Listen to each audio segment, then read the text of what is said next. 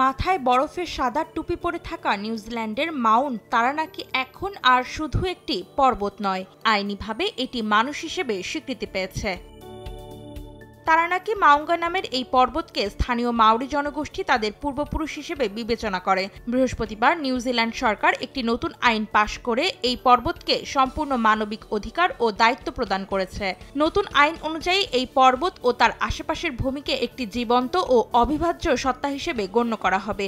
এখন থেকে পর্বতটির সংরক্ষণ, ঐতিহ্যগত ব্যবহার ও এর সুস্থতা রক্ষার বিষয়ে সিদ্ধান্ত নেওয়া হবে। তারানাকি পর্বতকে মানুষের নামও দেওয়া হয়েছে, তে কাহুই তুপুয়া।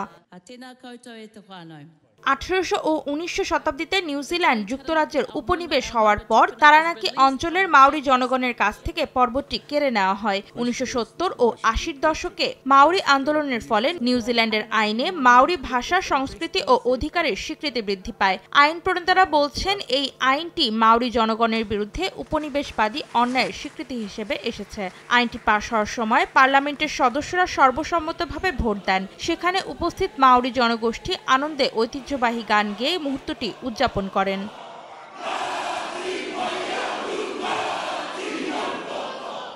অন্তরা সেন, সময় সংবাদ।